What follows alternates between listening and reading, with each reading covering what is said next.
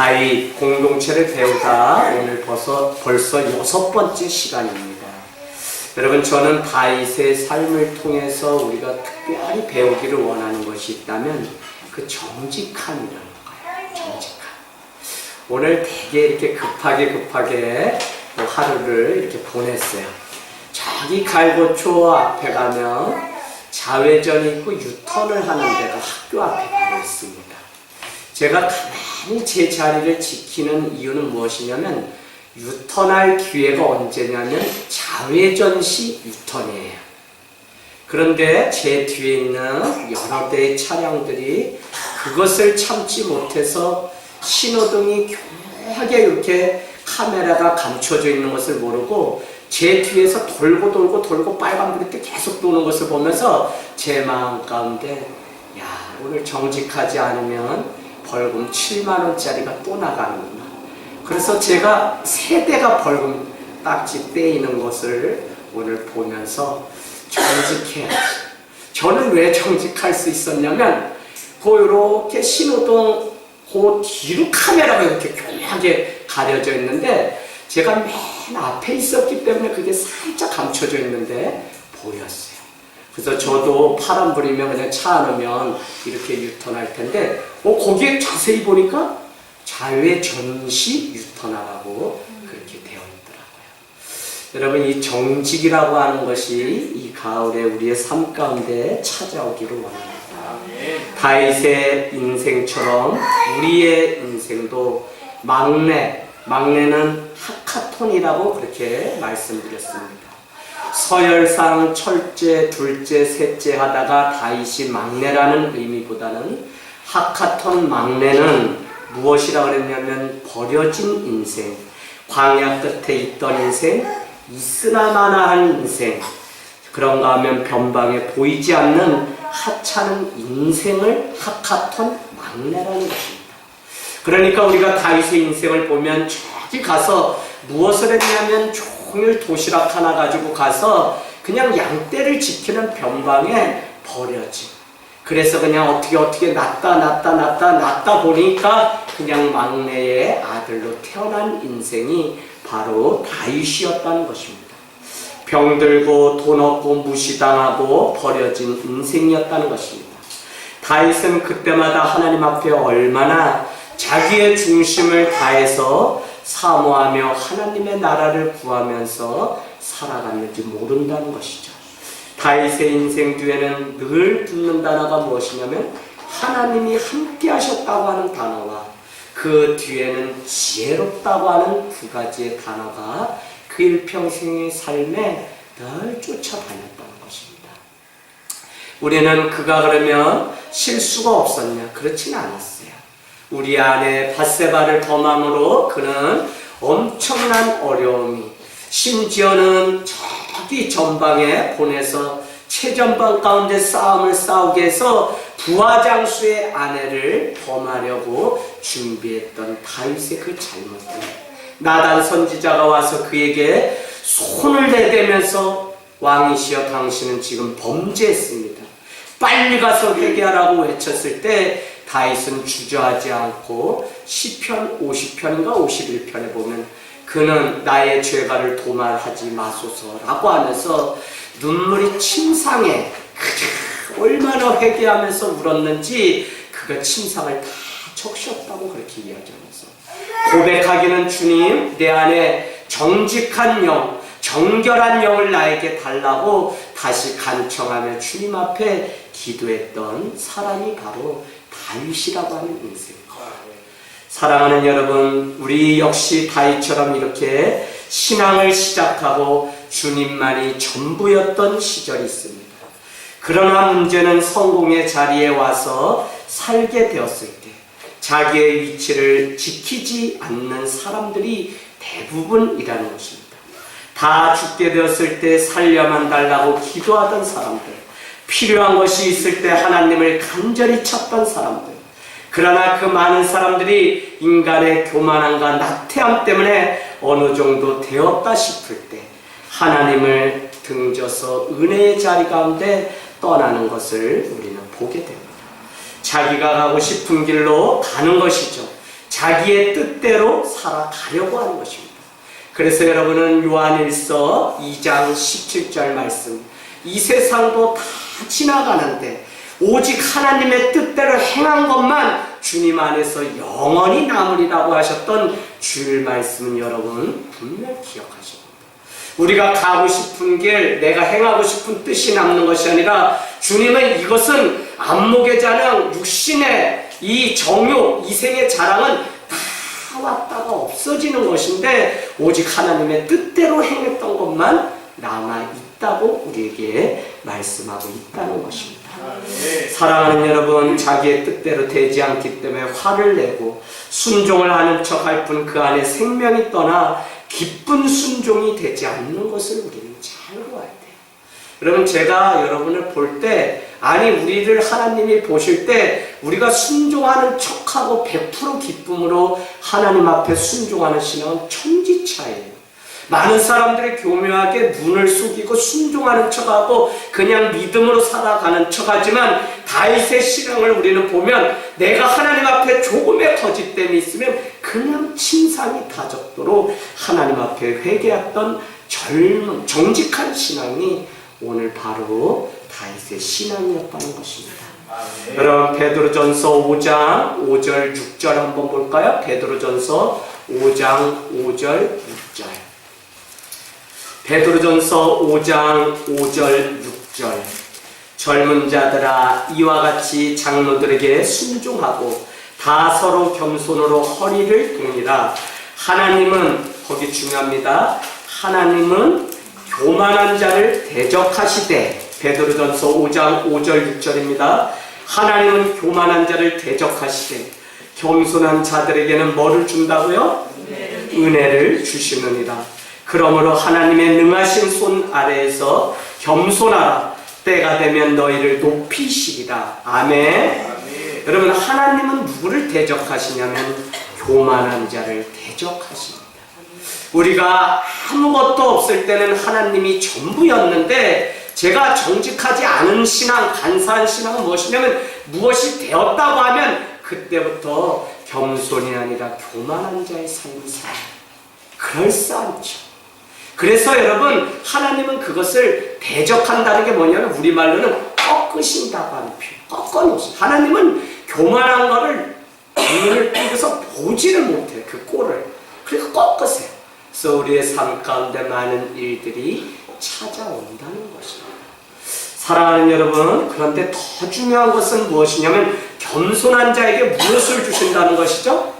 은혜를 주세요. 그래서 여러분이 우리 신앙을 늘 이 가을에 점검해야 되는 것입니다. 목사님이 또 교회가, 대한민국의 교회들이 썩고 병들어서 우리가 은혜를 못 받는다고 말하면 그거는 잘못된 거예요. 그거는 우리의 가슴 아픈 일이기 때문에 하나님 앞에 더 매달려 기도해야 될 부분이지, 그것 때문에 교회를 다니기 싫다? 아니요. 똑같이 교만한 자의 모습이라는 거예요. 그래서 우리가 은혜를 받지 못하는 증거는 오늘 베드로전서 5장에는 뭐예요? 교만하기 때문에 그렇다. 왜? 겸손한 자에게는 하나님이 은혜를 주신다고 했죠.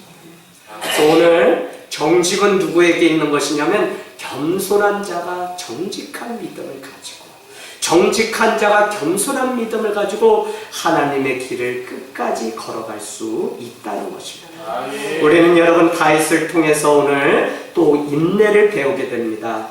신앙은 인내입니다. 지난주도 우리가 말씀을 같이 보아서 아시다시피 다윗은 한 번도 자기의 위치를 저버린 적이 없다고 말씀드렸습니다. 사울이 자기를 죽이려고 할 때 대적해 본 적이 한 번도 없습니다.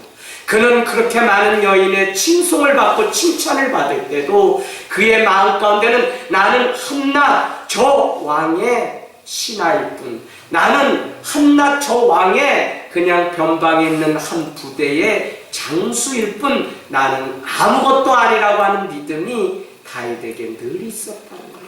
그래서 여러분, 지난주 말씀 기억하셔야 돼요. 승리를 주님은 원하시는데 승리 후에 반드시 치러야 되는 대가가 우리에게 있는데, 그 대가가 무서워서 장을 못 담그는 그런 삶이 되면 안 된다고 말씀드리면서, 그 대가 중에 가장 큰 대가는 뭐냐면 목숨을 내놓아야 될 정도로 큰 시기심이나 죽음을 당하는 대가를 치러야 될 때가 있다.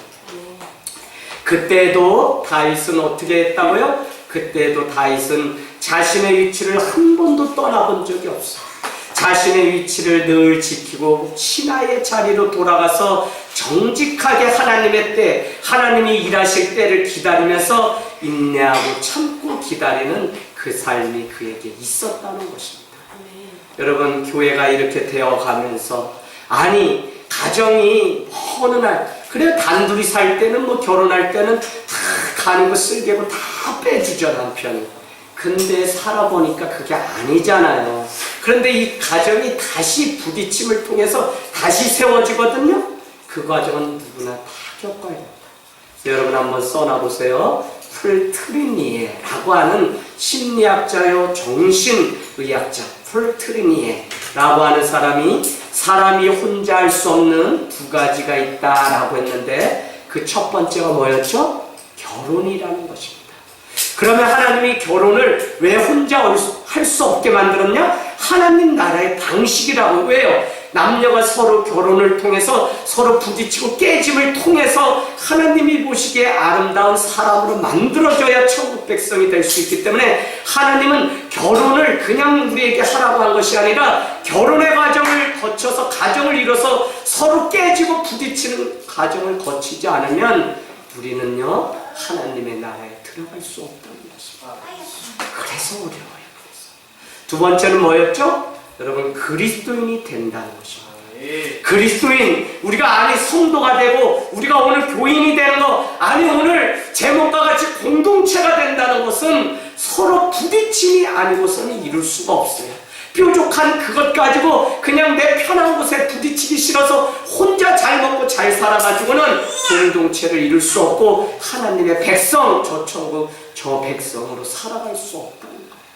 그래서 하나님은 이 과정들이 어렵고 힘들면도 불구하고 우리에게 결혼이라는 것, 그리스도인이 되는 과정을 통해서 반드시 우리를 모난 부분을 깨서 하나님이 보시기에 아름다운 사람들로, 그러니까 그 과정까지 뭐가 필요하냐면 정직함과 인내라고 하는 이 신앙의 요소가 반드시 우리에게 있어야 돼요. 여러분, 다윗의 신앙을 통해서 우리는 앞전의 말씀 중에 다윗은 양떼를 치면서 늘 순종의 훈련을 했습니다 라고 했어요. 그 순종은 다른 게 아니라 섬김의 훈련이에요. 양떼를 섬기는 그 일. 그 일은 일찍이 누가 이미 했냐면 이드로의 장인 이드로의 양떼를 치던 모세도 이미 양떼를 치며 광야 가운데 민족의 지도자가 되는 훈련을 이미 했어요. 뭐를 통해? 순종과 인내, 섬김의 훈련을 통해서. 이 과정이 없이는 우리가 하나님의 백성이 될 수 없다는 것입니다. 오늘 인내 과정을 통해서 다윗은 자기 위치를 지키는 훈련을 계속적으로 했습니다. 여러분, 이 나라, 교회, 가정 다 무너진 거 여러분 곰곰이 생각해요. 지켜야 될 자기 위치를 지키지 않기 때문에 건강한 교회가 안 되는, 누가? 성도가요. 그러니까 교회가 그냥 세상에 오히려 그냥 덕지덕지 소문난 안 좋은 것만 내요. 제가 오늘도 어디 가서 잠깐 있는데 차량 등록 사업소에 가서 막 하는데 뭔 소리를 하는데 제 귀에 확 거슬리는 소리를 해요. 그랬더니 뭐라고 하는지, 오산에 사는 분인지 어디 사는지 모르는데 뭐 전화기로 대고 막 하니까 사람들이 듣거나 말거나 자기 얘기만 하는데 이렇게 얘기해. 장로 되려면 5천만 원 내야 돼. 그거 알긴 해. 권사는 3천만 원. 막 이러면서 하는데 저 사람 교회 다닐 텐데 왜 저런 소리를. 자기 교회만 그런 교회지 왜 옆에 있는 사람들까지 그 얘기를 듣게. 얼마나 불편한지.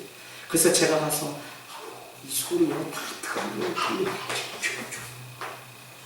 여러분, 정말 우리가 우리의 자리를, 위치를 지키지 않는 한 가정도 세워질 수 없고요, 우리의 교회도 세워질 수 없고요, 이 민족도 세워질 수 없어요. 대통령도 하나님이 세우신 거예요. 그러면 그 앞에 순복하며 기다리며 불의 앞에, 하나님 앞에 애원하고 통회하고 자복하는, 그것이 먼저 있은 후에 가서 이것도 하는 거지 매일 이것만 밥 먹듯 하는 게 그리스도인의 삶일까요? 오늘날은 이렇게 돼버린 시대예요. 여러분 정말 애통함이 있는 사람은 누구냐면 자기의 위치를 지킨 사람이 그렇게 정직함과 인내 과정을 묵묵히 다 따라갔던 사람이 그와 같은 삶을 살아갈 수 있다는 것입니다. 오늘 자기의 자리를 저버렸을 때 그에게 기다리고 있는 것은 악령, 악신이 임했다는 것입니다. 여러분 저는 말씀을 보면서 참 많이 느끼고 봐요. 제가 어느 교회에 어느 가정에 신방을 간 적이 있습니다. 예배를 드리는 사이에 그 가정에 귀신이 들었어요.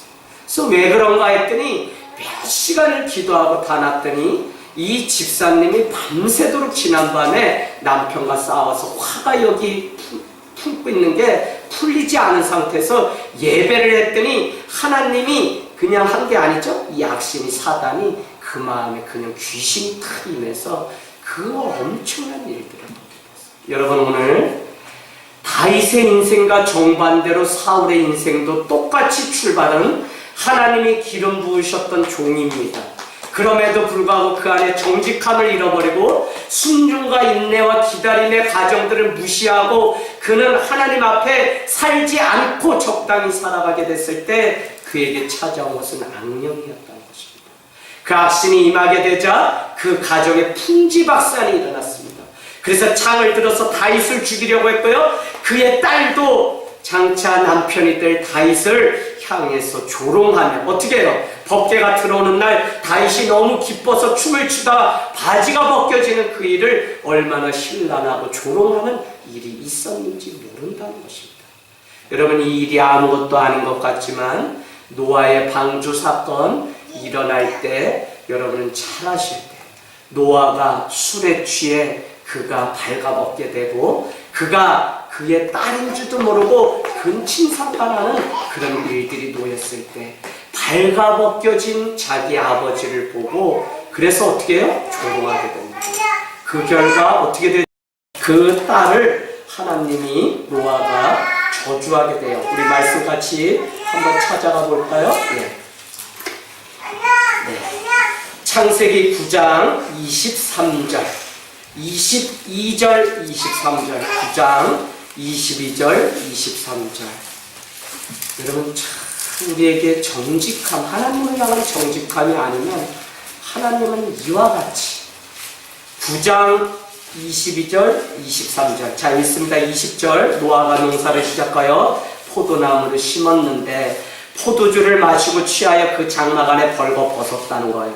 22절 가나안의 아버지 함이 아들입니다. 그의 아버지의 하체를 보고 밖으로 나가서 그의 두 형제에게 알린 거예요. 뭐라고요? 아유 뭐 이랬대 하고 말을 만든 겁니다. 23절 셈과 야베스 옷을 가져다가 자기들의 어깨를 메고 뒷걸음질 쳐 들어가서 그들의 아버지의 하체를 덮어줬거든요. 그들이 얼굴을 돌이키고 그들의 아버지 하체를 보지 아니하였다고. 누구요? 누구는? 셈과 야베스. 그런데 형제 중에 함은 보았다는 거예요. 노아가 술이 깨어 그의 작은 아들이 자기에게 행한 일을 알고 이에 이르되 가나안은 저주를 받아 그의 형제의 종들의 종이 되기를 원하노라.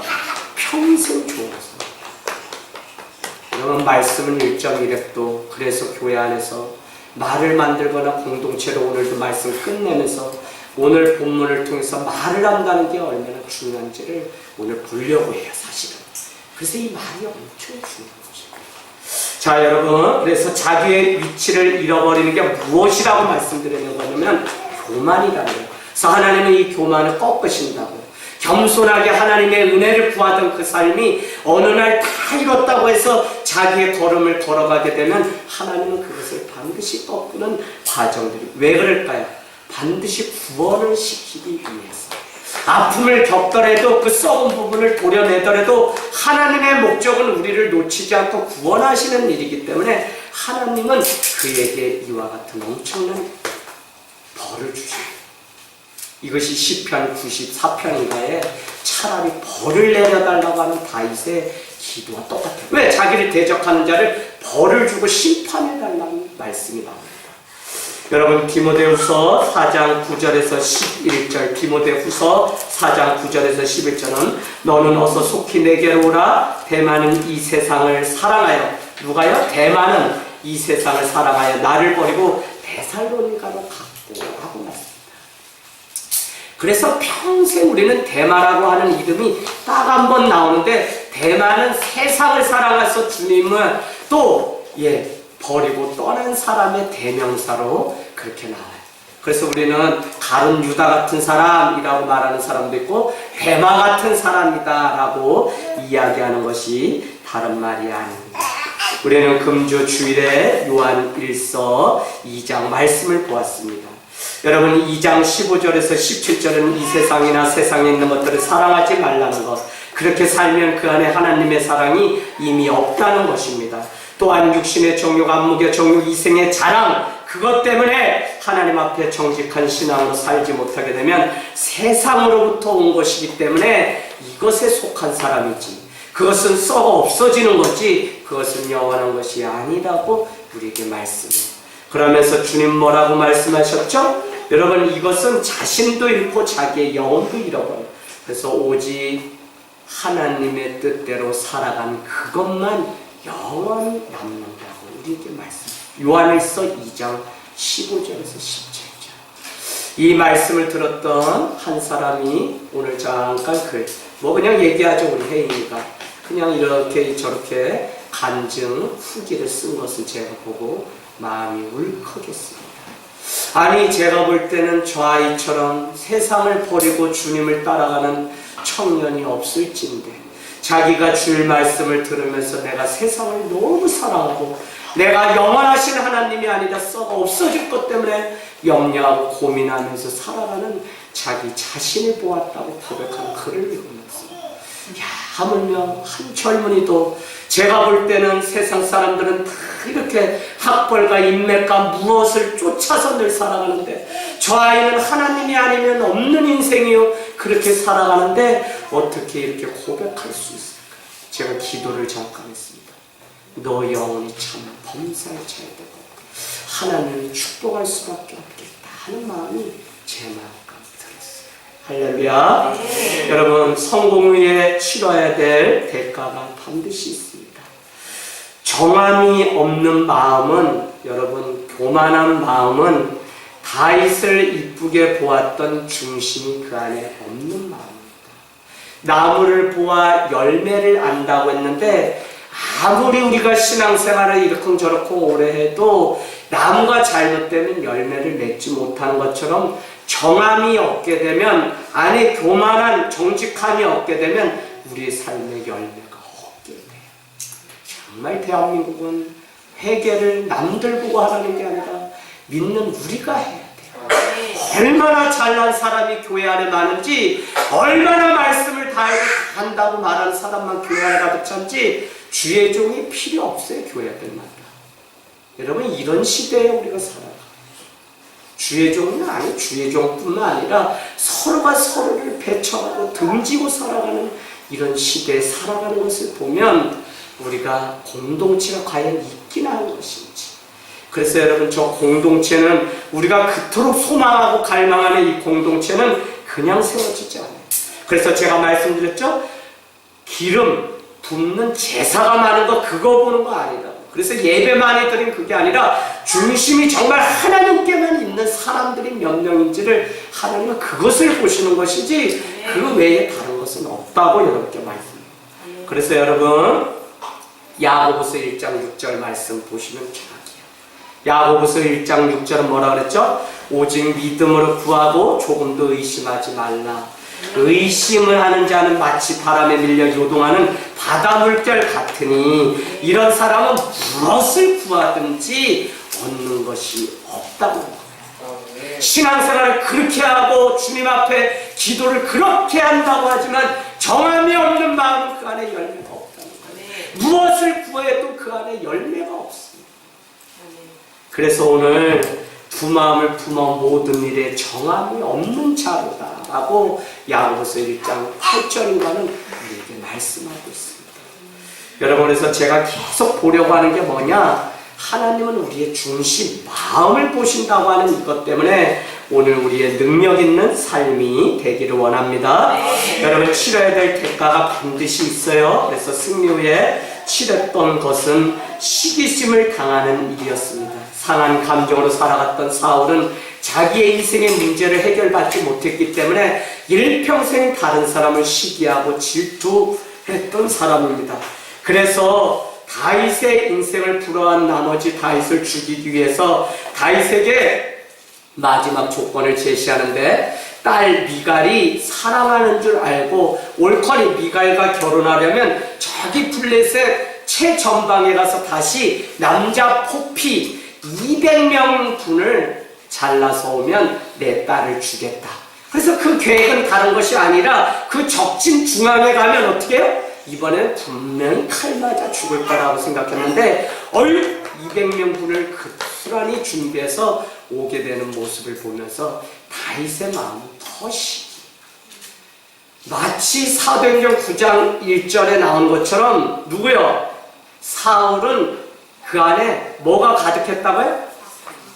악독이 가득해서 공문을 지참해서 믿는 자를 죽이려고 다메섹으로 가던 그 악독이 오늘 사울에게 악령이 임했다는 것입니다. 사랑하는 여러분, 목적은 그곳에 가서 다윗이 죽기를 바라는 것이었는데 다윗이 살아서 돌아옵니다. 그렇게 되자 오늘 19장 1절은 내용이 이런 것입니다. 사울은 요나단과 그의 모든 신하에게 명령합니다. 19장 1절 보세요. 표시해 놓으세요. 말씀 뭐라고 여러분 하냐면 다윗을 죽일 것을 명령합니다. 아니, 그토록 자기에게 충성된 종이었음에도 불구하고 시기심이 얼마나 위험한 것이냐면요, 이 시기심 때문에 여러분 그 충성스러운 다윗을 죽이라고 요나단과 누구요? 모든 신하에게 명령하게 됩니다. 사람을 죽이려는 것은 악심이 임한 것이죠. 사랑이 아니라 시기와 질투에 사로잡혀서 살아가는 인생이기 때문에 이미 끝난 인생입니다. 아무리 산의 진미를 먹어도 그 마음에 악이 가득하게 되면 그 사람은 지옥에 사는 거예요. 제가 1박 2일 동안 노예 가서 이렇게 저렇게 많은 안건들 처리하고 좋았어요, 분위기. 그래도 저는 기쁨이 넘치거나 거기에 제 생명이 막 풍성해지는 것은 전혀 없었습니다. 할 수만 있으면 빨리 교회로 솔직히 말해서 도망가고 싶어서 그냥 이경환 목사님하고 그냥 빨리 가고 싶다. 근데 또 좋다고 뭐 누가 칼국수 낸다.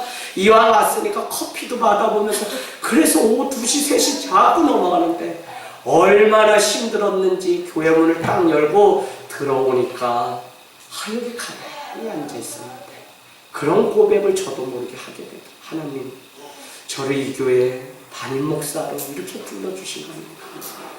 하나님, 이 교회를 하나님이 세워주심을 감사합니다. 그렇죠. 내가 한 게 아니라 하나님이 이 교회를 이 변방에 세우셨다는 게 하나님 기적입니다. 감사합니다라고 하는 고백이 물밀듯 있는데 저도 모르게 돌아와서 기도하다 제 안에 눈물이 나게 되었습니다. 여러분, 하카톤 변방에 버려진 인생을 외면하시지 아니하시고 주님은 어떻게 해서든지 구원의 역사를 이어가십니다. 그 증거는 다른 것이 아니라 오늘 사울이 그를 죽이려고 했던 그것 뒤에 사랑을 감춰두었음을 우리는 볼 수 있어요. 그 증거가 무엇이냐면 사울의 아들 요나단이 다윗을 심히 좋아했다는 말씀이 19장 1절 끝나면서 있습니다. 미움으로 가득 찬 사울 뒤에는 사울의 아들 요나단은 오늘 너무 사랑하고 좋아하는 그 한 사람을 준비하고 있는 것을 보게 돼요. 사랑하는 여러분, 위기와 고통 속에 사랑받고 있다고 하는 그것, 사랑을 확인한 그 일은 얼마나 놀라운 축복인지 모릅니다. 다윗이 어디에 가든지 요셉이 어디에 가든지 하나님의 사랑을 받았어요. 솔직히 사랑받을 구석이 조금도 없는 우리의 인생인데 하나님이 우리를 사랑하신다는 거예요. 그래서 여러분, 오늘 우리가 사랑받고 누군가가 나를 향해서 손을 내밀고 누군가가 내 인생을 기다려주고 집사님 보고 싶어요 라고 하는 이 사랑한다는 이 고백이 가벼운 말이 아닌데 오늘 이 시대는 이것이 너무 가벼운 말이 되어버려서 진심을 하지도 않고 진심을 받아주지도 않는 어처구니 없는 시대에 우리가 살아가고 있다는 것입니다. 여러분, 제가 목회를 하면서 보니까 교회를 필요에 의해서 오는 사람들을 너무 많이 만납니다. 그러나 그 필요가 채워지면 신앙에 들어가지 않기 때문에 쉽게 함께했던 사랑을 버리고 떠나는 일들을 보게 돼요. 과연 하나님이 좋아하실까요? 죽을 때, 먹을 것이 없을 때, 병들었을 때, 도움이 필요할 때 필요 때문에 오는 사람의 그 필요를 다 채워줬는데 하나님을 쉽게 버리는 그 사람들의 모습을 보게 돼요. 오직 의인은 믿음으로만 산다. 그래서 교회는 필요 때문에 온다고 해도 결국은 한 사람 한 사람이 귀가 열려서 하나님의 말씀이 들어가서 말씀 가운데 인생을 건축하지 않으면 다 왔다 가는 인생일 뿐이지 어떤 누구도 잡을 수가 없어요. 오늘 이것이 이 시대를 향해서 하시는 주님의 경고의 말씀입니다. 아멘. 여러분, 한 영혼을 살리려고 정말 얼마나 목숨 걸고 그렇게 시작한 신앙인데 때가 되면 이것을 가볍게 여겨서 다 떠나가고 아무것도 없는 것을 보게 돼요. 저는 참 목회를 지금까지 해오면서 이런 모습을 너무 돈 달라고 하면 돈도 주고 뭐 해주고 장례식 치러져서 감사하다고 교회 왔지만 쉽게 떠나. 그것이 상처일 것 같지만 그렇지 않아요. 왜요? 전에는 상처였지만 하나님은 그 사람을 그렇게 해서라도 반드시 부르실 때가 있다는 믿음이 있기 때문에 그래요. 그래서 여러분, 믿음은 하나님의 사랑에 감사해야 하는 은혜가 있는 것입니다.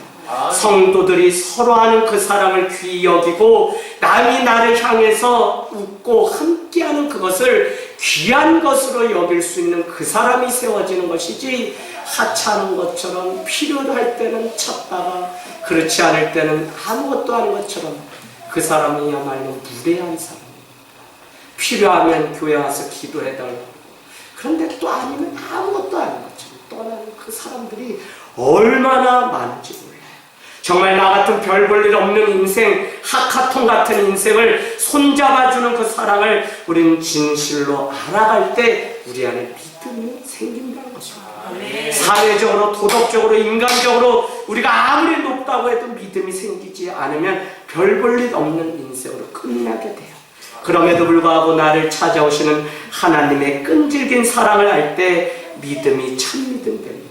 그 전까지는 자기의 필요에 따라서 움직이는 사람이었다면 하나님의 사랑을 발견할 때 정말 값없는 내 인생을 향해서 하나님이 불러서 나를 이곳에 왔구나 라고 하는 믿음의 고백이 있을 때 우리는 주님 앞에 진실되고 정직한 믿음으로 한눈 팔지 않고 주님의 말씀을 쫓아서 걸어간다는 거예요. 여러분, 마가복음 우리가 4장입니까? 읽어보면 중풍병에 걸린 한 사람을 살리기 위해서 친구 4사람이 합심해서 그를 위하여 기도하며 어떻게 해야 될지 모르니까 예수님이 앉은 방에 들어가면 예수님만 만나면 살 수 있는데 그 4명이 어떻게 할 수 없어서 기도하다가 예수님만 만나면 된다는 것 때문에 지붕을 열고 예수님이 앉아 계신 방으로 그 행상, 자기 친구 중풍병에 걸린 사람을 드리는 그 믿음이 있었다.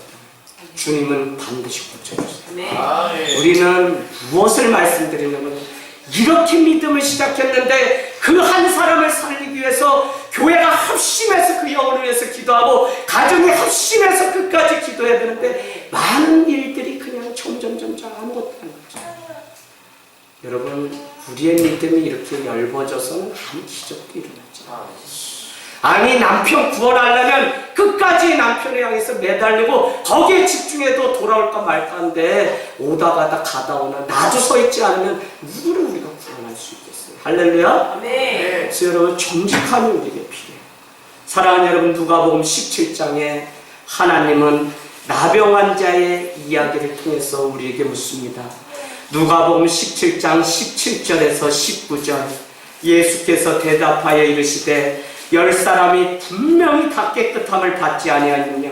그런데 그 9은 다 이 이방인 외에는 하나님께 영광을 돌리러 온 자가 없느냐 하시고 그에게 이르시되 일어나 가라, 내 믿음이 너를 구원하였다 하는 것입니다. 무슨 말씀이냐? 예수님이 지나가는데 10사람의 문둥병자가 나온 자가 주님 우리를 살려주세요 큰 소리가 들려 들려서 그들 10사람을 고쳤는데 주님의 발 앞에 와서 사례, 감사를 표현한 사람은 단 한 사람. 9이 어딨냐? 여러분, 믿음요 어려워요. 그런데 끝까지 그 정직한 믿음 가지고 주님 앞에 내 인생의 번지수가 분명히 정해지게 되면 오늘 그 정직한 마음을 보시고 주님이 하나씩 매듭을 풀어서 일을 해 가신다는 거예요. 그런 차원에서 믿음은 순종이 끝까지 기다리며 인내함이 없이는 천국에 들어갈 수가 없다는 것입니다. 오늘 2절 말씀 보세요. 내 아버지 사울이 너를 죽이기로 꾀한다고 하는 그 정보를 요나단이 다윗에게 제공합니다.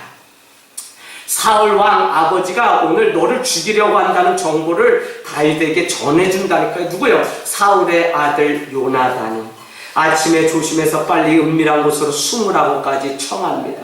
심지어는 다윗이 숨어있는 들 옆에 자기가 있다가 아버지가 사울이 그 다윗에 대해서 이러쿵저러쿵 이야기하면 필요한 정보라면 너에게 다시 와서 3절을 보세요. 내가 분명히 알려주겠다라고 이야기해요. 여러분, 이것은 끝까지 가요. 끝까지. 그래서 다윗이 계속 쫓기고 있을 때 지금 군사를 이끌고 사울이 너를 죽이려고 한다고 할 때 아둘람 동굴에 숨어있게, 그래서 그 앞에 거미 이슬이 딱 이렇게 있었던 걸 여러분 잘 아시죠? 하나님이 기적같이 동굴 앞에 거미줄 같은 이슬이 딱 있게 되니까 수많은 사울의 군사들이 왔다가 분명히 사람이 있다면 이곳에 거미줄이 없어야 되는데 이렇게 있으니까 없구나 하고 그 입구에서 돌아가는 기적을 우리는 이제 조금만 가면 보게 됩니다. 여러분, 믿음으로 하나님께 드리면 하나님은 다 죽게 된 자도 구원하시려고 우리를 감추시고 일을 하시는 분이십니다. 참으로 우리 역시 예수님이 우리를 위해서 죽어주신 변함없는 그 사랑을 생각하면 우리가 어떻게 살아가야 되는지, 공동체 안에 죽어가는 영혼에 대한 관심이 없기 때문에 누가 죽냐? 내가 죽는 거예요. 여러분, 내 신앙이 왜 미지근한데? 사랑은 받았지만 이 사랑 쓰지 않은 지 오래이기 때문에, 은혜는 받았지만 이 은혜 시험에 들었던 뭐하든 사용하지 않기 때문에 사실은 내가 죽는 거야. 그래서 하나님은 왜 용서하라 그러냐? 네가 사랑을 실천하지 않으면 너가 죽는 거기 때문에 용서하라 그러는 거지, 다른 사람 살리려고 하는 거 여러분 아니에요. 성경은요, 나오는 모든 용어가 다 관계적이에요. 내가 받았잖아요. 은혜, 사랑 이런 게 다 뭐요? 은사? 다 하나님이 우리에게 주시면 나를 위해서 쓰라고 주신 게 아니에요. 관계 속에 들어가서 나누고 섬기고 이렇게 하라고 주신 거예요. 그래서 사랑이랑 은혜는 나누지 않으면 이거는 하루도 못 가서 다 사장되게 되어 있어요. 그래서 이 은혜는 계속 나눠야 돼요. 이게 하나님 나라의 누룩 같은 법칙이라니까요. 얼마나 재밌어요. 그래서 제가 너블너블 막 아무나 잡고 떠들고 이야기 나누고 아저씨 막 하는 이유가, 나누지 않으면 마음이 이렇게 점점 오그라들면 성도들 보면 근심거리만 다 저한테 주지, 아유 저 사랑한다는 사람은 하나도 없는 상과 같은 마음을 금세 다. 할렐루야. 사랑하는 여러분, 오늘 변함없는 요나단의 그 사랑을 우리는 받지 못하고 없다고 말하지 마십시오. 오늘 교회와 성도가 썩는 이유는 받은 사랑을 온전히 나누고 꿔주지 않기 때문에 그렇습니다. 우리 인생 아무것도 아니야? 내가 지금 무엇에 관심 갖고 사는가가 결국 내 인생이요. 그것이 하나님이라면 하나님 믿는 인생으로 하나님 만들어 가실 것이고, 지금 내가 세상의 것 쫓아서 그냥 적당히 살아가면서 그렇게 하나님 앞에 정한 마음이 없고 세상도 사랑하고 이것도 사랑하고 살아간다면 그 사람을 그 일로 분명히 망하게 되어 있습니다. 사랑하는 여러분, 우리의 관심이 요나단과 같은 마음이 있다면 우리 역시 자기의 것을 아끼지 아니하시고 생명같이 친구를 위해서 살아가야 됩니다.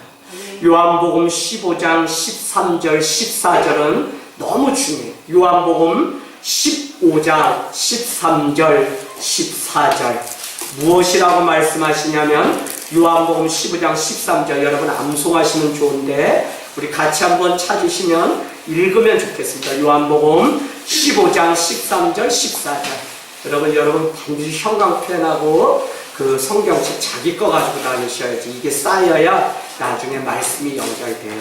자, 자, 요한복음 15장 13절 14절 같이 읽습니다. 시작. 사람이 친구를 위하여 자기 목숨을 버리면 이보다 더 큰 사랑이 없나니 너희는 내가 명하는 대로 행하면 곧 나의 친구라. 아멘. 가장 큰 사랑이 뭐라고요?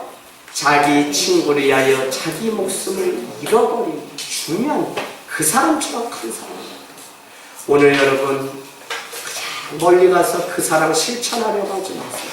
가장 가까이 있는 우리의 이웃이 죽어갑니다. 가장 가까이 있는 우리 가정이 죽어가요. 그런데 여러분의 관심이 정말 그 영혼을 살리는 일이요? 그렇지 않아요. 영혼 하나 살리려면 그 영혼에게 집중해야지 살 수 있어요. 그런데 우리의 관심은 여전히 다른 것이에요. 그 다른 것이라는 것은 다른 거예요. 육신의 정욕, 안목의 정욕, 눈에 보이는 대로 내 육신이 원하는 대로 그냥 기도 한 번 없이 그냥 그렇게 살아가요. 그러고는 이생의 자랑, 세상 것 자랑하면서. 왜 그래요? 이생이 이 땅에 있는 것이 영원하고 생명이 있다고 믿기 때문에 저 천국의 영원한 것 바라보지 않고 그렇게 살아간다는 것입니다. 사랑하는 여러분, 감동을 우리 성도들을 통해서 저는 참 많이 받는 것 같아요. 교회가 크면 뭐 될까? 아까도 우리 장혜자 집사님하고 이런저런 이야기하면서 우리 교회가 정말 공동체를 사랑하고 먼저 된 사람들이 분명히 세워져야 그 다음에 사람들을 보낸다고 제가 말씀드렸어요.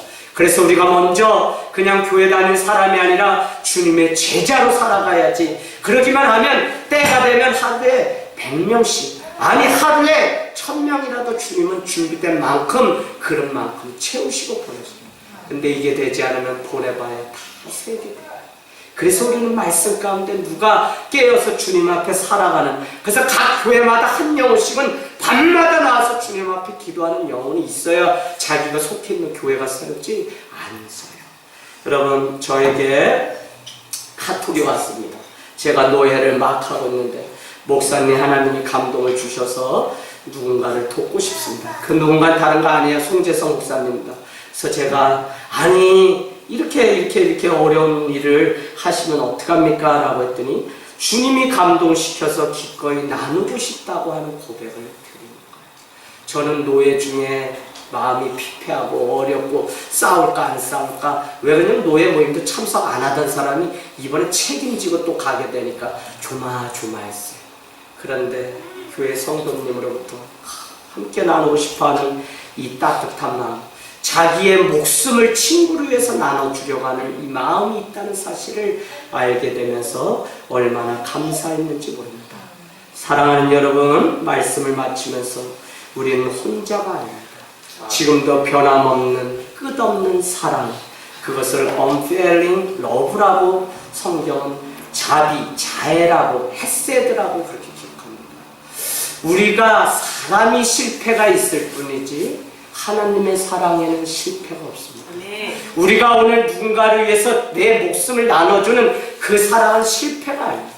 그것을 받아들이지 않고 그것을 가볍게 여기는 사람이 실패예요. 우리는 저 사람이 받아주지 않기 때문에 저야 소용이 없다고 대부분 말하는 세상 가운데 살아가는데 그렇지 않다니까요. 받아주던 받아주지 않던 우리는 친구를 위하여 자기의 목숨을 드리면 반드시 그 사랑이 헛되지 않고 열매되어서 주님 앞에 정말 상급을 받는 일들이 있을 줄로 믿습니다. 하나님의 나라를 위해서 오늘 사랑의 사도 요나단을 준비하셨습니다. 요셉을 위해서 그냥 옥을 지키는 간수를 준비하여 꿈의 해몽을 잘한다는 소식을 왕에게 전해주었던 간수, 이름도 없는 그 인생처럼 오늘 다윗을 위해서 요나단의 인생을 아주 작은 자를 통해서 하나님은 지금도 조금씩 일하고 계세요. 그래서 우리가 어떤 사람이든지 가볍게 여기고 소홀히 여길 수 없는 이유는 그를 통해서 하나님의 음성을 들려주기도 하고 그를 통해서, 아니 직장이나 가정에서 만나는 동료를 통해서 위로와 격려를 얻고 새로운 인생을 살아가게끔 만나게 됩니다. 그래서 여러분, 오늘 한 번 만난 그 만남을 우리는 잘 가꾸고 그 관계를 아름답게, 그래서 피터 하디스는 인간의 인생의 최고의 승리는 무엇이라고 말씀하냐면 구성신학자입니다. 그는 이렇게 이야기합니다. 관계를 잘 맺고 살아가는 것이다. 우리가 아무리 승리하였고 돈을 많이 벌고 뭐를 많이 해서 다 했다 그래도 인간 관계, 하나님과의 관계를 제대로 설정하지 못하면 그 사람은 실패. 그래서 누가 승리하는 거냐? 피터 하디슨. 여러분 찾아보세요. 인터넷에 찾으면 막 그 이름이 나와요. 바로 뭐라고요? 관계를 잘 맺고 살아가는 거죠. 그걸 위해서 풀트리에는 혼자 할 수 없는 두 가지가 뭐라고요? 결혼과 그리스도인이 돼요. 우리가 교인 그리스도인 되는 건 혼자 안 돼요. 공동체 안에서 서로 깨지고 부딪힘을 통해서 하나님의 마음을 품을 때 된다는 것입니다. 여러분 오늘 요나단은 다윗을 살리려고 얼마나 노력했는지 4절 5절에 요나단이 도리어 사울 앞에서 다윗을 막 칭찬합니다. 그러면서 뭐라 그래요? 왕은 신하 다윗에게 범죄하지 말아달라고 간청합니다. 그는 죄가 없으며 왕께 행한 일은 신이 선하다고 칭찬을 해요. 도리어 그가 자기 생명을 아끼지 아니하고 블레셋 사람을 죽였고 여호와께서는 온 이스라엘을 위하여 큰 구원을 이루신 왕으로 다윗 때문에 성왕이 되었사오니 이것을 보고 기뻐한 적이 있었사오니 어찌 까닭없이 다윗을 죽여서 무죄한 피를 흘려 범죄하려고 하십니까? 라고 오히려 아들 요나단이 사울에게 천명하는 것을 보게 돼요. 사랑하는 여러분, 우리의 인생은 써놓으세요. 오후부터입니다. 우리의 인생, 아니 나의 인생은 오전이 아니라 오후부터예요. 하프타임. 지금까지는 어떻게 살아왔던지 내 인생의 오후, 아직 우리 인생의 본론이 오지 않았어요. 그래서 절망하지 마세요. 뭐가 보이지 않는다고 주저하지 마세요. 그런데 주저앉고 하나님 앞에 믿음 드리지 않으면 그 인생은 매일 빛이 임하지 않는 것입니다. 그래서 여러분은 오늘 내 인생은 오후부터 시작이라고 아야 기억하세요. 아직 본론이 오지 않았습니다. 오늘 다 죽게 되었던 피난을 떠나야 되는 다윗은 자기를 위하여 생명같이 사랑하며 더불어 언약을 맺은 요나단, 어디 나와요? 18장 5절에 가서 생명같이라는 단어 여러분 동그라미 쳐보세요. 여러분이 정말 하나님의 사람이라면 오늘 생명같이 여기는 일과 생명같이 여기는 사람 영혼이 있어야 된다니까요. 그 영혼에 관심을 갖지 않으면 누가 썩냐? 내가 썩는 거예요. 그래서 여러분의 관심이 어디 있는지가 여러분의 인생이라는 것이 왜 중요하냐면 영혼에 관심이 있으면 기도할 수밖에 없고 영혼에 관심이 있으면 그를 불쌍히 여겨서 내 것을 내어서 그를 살리는 일을 기꺼이 교회를 할 수밖에 없어요. 네. 목사님 토요일날 그렇게 가는데 교회 돈 있나요? 왜요? 교회 돈 없다는 이야기를 익히 우리 집사님 그래서 없어요. 그럼 어떻게 하려고? 그냥 가가지고 하고서 그냥 일단 가서 일 저지르고 뒷일은 하나님이 알아서 하시겠죠. 오면 집사님이 또 감동되셔서 목사님 그러면 영월 가는 거 제가 얼마 좀 하겠습니다. 방금 전에 있었던 거예요. 저는 그냥 성령님께 순종해서 우리가 아니 내가 뭐 드려서 그냥 사람에게 보이려고 하는 거 말고 정말 믿음 때문에 아니 불쌍히 여김 때문에 아니 정말 처자식이 지금 추위 때문에 떤다는데 나 한 사람 등 따시고 배부른 거 그거 도저히 용납할 수 없기 때문에 오늘 기꺼이 내어놓을 수 있는 영혼에 대한 사랑 그게 누구에게 있었냐면 사울의 아들 요나단이 다윗을 생명같이 여겼다. 여러분 오늘 여호와께서 살아계심을 두고 맹세하거니와 그가 죽임을 당하지 아니하리라 라고 바뀌는 일들이 있게 돼요. 인생의 오전은 다윗은 계속 뼈가 빠지도록 전쟁에 나가서 블레셋 사람 그렇게 마쉐리 잡아도 돌아오면 또 천 던지고 죽이겠다고 하고 저기 가서 포피 200명 또 군 준비해오라 그러고 계속 죽을 일만 있는데 그 오전은 비참했는데 하나님이 그냥 오늘 19장 1절에 죽이려고 하는 사울 뒤에 그의 아들 요나단이 생명같이 다윗을 여기고 준비되어 있는 사람이 있을 줄 누가 알았어요? 요한복음 15장처럼 정말 친구를 위해 자기 목숨을 아끼지 않는 것이 가장 큰 사랑이라고 하는 그 말씀을 실천하는 사람이 이 구약에 이미 있을 줄 누가 알았어요? 사랑하는 여러분, 교회가 무엇이죠? 교회는 다 죽게 되어 소망이 없다고 말하는 곳에 요나단과 같이 소망을 불어넣고 더 이상 변화되지 않는다고 하는 그곳에 나의 작은 삶의 간증이 남아 변화를 꿈꾸는 인생에게 간증이 되고 도구가 되게 하는 누군가를 역사의 무대 위에 세우는 그 사명이 우리에게 있어요. 하늘 땅 교회가 이 원동에 세워져서 정말 보이지 않는 변방의 작은 교회일지라도 교회로 세워지고 성도가 있다고 하는 것은 교회가 보잘것없어도 빛과 소금의 역할을 감당해서 결국 세상을 변화시킬 수 있는 오늘 요나단에게 있었던 생명같이 여기는 그 사랑, 그것 때문에 오늘 이곳에 존재해야 되는 이유가 있는 줄로 믿습니다. 요나단은 다윗을 다시 사울 앞에 당당하게 세웁니다. 그래서 오늘 말씀 7절은 우리가 해야 할 일이 무엇인지 가르쳐줘요. 무너진 다윗 인생을 세상 가운데 우뚝 세우는 일을 해야 한다는 것입니다. 지난주에 다윗은 지혜가 있었다면 오늘은 요나단이 지혜가 있었습니다. 먼저 다윗을 피하게 했다 그러죠. 어디를? 들로. 아버지에게 다윗의 공적을 막 자랑합니다. 또한 아버지의 범죄함을 막게 됩니다. 그러고는 역사의 무대 위에 다윗을 세우는 조연 역할을 한 것이 오늘 요나단이에요. 그러나 여러분, 우리가 바로 그와 같은 빛도 소금도 없이, 빛도 없이, 우리 이름도 없이 그와 같은 일들을 감당하는 교회. 그래서 지금은 아직 우리 인생이 오전일지라도 그러나 오후가 되면 반드시 꽃이 피는 인생이 될 수 있습니다. 그때까지 자기의 위치를 잘 지키고 믿음으로 굳건하게 서 있어야 기적이 내 것이 됩니다. 가인은 기적 앞에 감사를 잊고 자기 길을 가다 인생의 오를 보지 못하고 열매도 없이 마치는 일이 얼마나 많을까요? 당신의 인생의 오를 믿음의 눈으로 보기를 원합니다. 사랑하는 여러분, 다윗이 요나단과 같이 지혜로운 말을 통해서 공동체를 세우는 사람이었던 것처럼 다른 사람을 불편하고 죽이는 사울의 인생이 아니라 오늘 요나단의 인생, 그래서 오늘 다윗 공동체를 세우다 다른 것이 아니라 우리에게 주신 이 입술의 말의 권세가 공동체를 세워요. 다 죽게 됐던 사울의 그 통해서 죽게 되었던 다윗의 인생을 요나단은 지혜를 발휘하여서 다윗이 어떤 공적을 이뤘는지 그 아버지에게 조곤조곤 이야기하며 그 다윗을 광야 가운데 숨기고 도망가게 하는 지혜로운 자였다는 것입니다.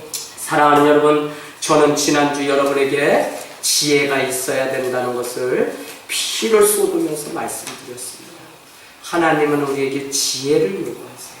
지식이 있잖아요. 성경 지식 있어요. 말씀 지식 있어요. 그러나 지혜가 없으면 말짱 도루묵입니다. 말씀을 수천 구절 알고도 이런 사람이 있어요. 언제 적재적소에 이 말씀을 사용해야 능력이 되는지 아무것도 모릅니다.